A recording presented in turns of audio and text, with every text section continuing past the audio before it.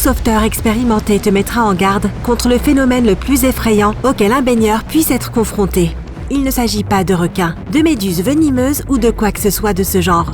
C'est un phénomène totalement naturel appelé courant de retour. C'est un fort courant à la surface de l'océan qui s'éloigne rapidement du rivage, entraînant avec lui les nageurs sans méfiance.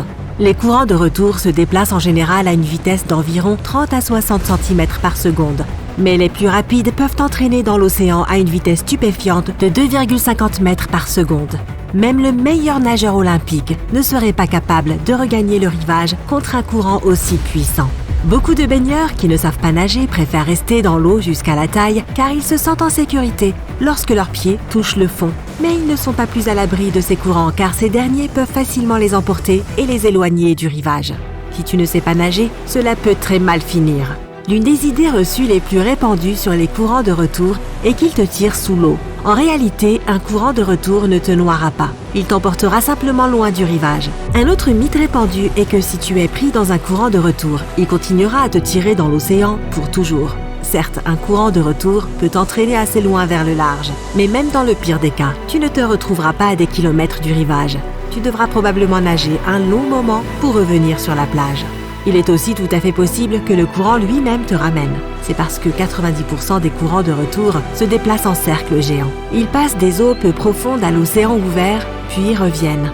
Il existe une autre idée reçue selon laquelle, si tu ne vois pas de courant de retour, tu ne dois pas t'inquiéter. Mais ces phénomènes peuvent surgir de nulle part. Par exemple, si plusieurs vagues venant de directions différentes se heurtent les unes contre les autres, boum, tu as maintenant un courant de retour. Si la plage où tu te trouves est tristement célèbre pour ses courants, sois toujours très prudent.